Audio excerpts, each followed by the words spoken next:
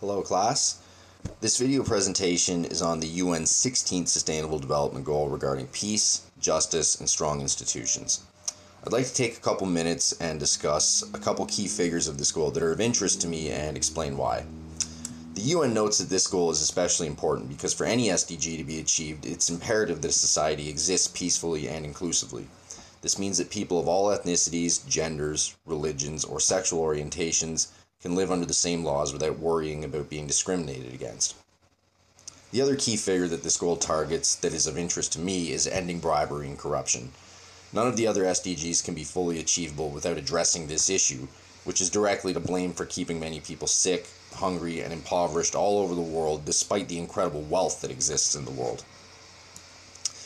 I care about these issues because I've always been personally angered by those who commit evil acts to innocent people for their own gain. I joined the Canadian Forces when I was 18 years old to protect Canada and to fight for peace and justice for those who have no voice around the world, as I sincerely believe life isn't fair for most people. Even in today's modern world, it is still illegal to be a homosexual in more than 70 countries. In Saudi Arabia, Iran, Sudan, Somalia, Nigeria, and Yemen, homosexuality is actually still punishable by death. And perhaps the most egregious form of discrimination, several countries around the world still don't even have anti-discrimination laws that protect children from oppression and violence. In Afghanistan today, it is common practice for men in positions of power to keep young boys as sex slaves. You heard me right. The people we've been fighting to put in power in Afghanistan for the last 16 and a half years keep young boys, sometimes as young as 9 years old, as sex slaves. This is disgustingly unacceptable if you ask me. And I sincerely believe that the modern civilized world must fight to reform all these injustices. And this can also encompass the 5th SDG regarding gender equality, as reducing systemic discrimination against women and girls all over the world won't be possible without promoting justice, inclusion, and strengthening institutions that can empower women from oppression.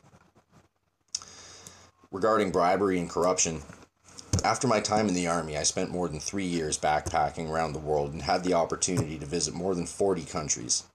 I saw firsthand how this injustice thrives in many corners of the world. In Latin America, for instance, I witnessed how bribery and corruption plague the lives of innocent people who live in near constant fear from violence from narco gangs and cartels whose brutality goes virtually unpunished due to the corrupt local police and governments, much of whom get their livelihood from the pockets of these violent criminals. This key figure of ending bribery and corruption could arguably have a massive impact on the 13th SDG regarding climate action as well. After all, if it weren't for the influence of fossil fuel companies on governments and elected officials, it would be far easier to implement climate action. When all these sad truths about the modern condition of the world are considered, it's no wonder that this is a top priority for achieving sustainable development, as it directly correlates to every other SDG in one way or another. None of the SDGs will be achievable without peace, justice, and strong institutions that are willing to uphold the rule of law. Thank you.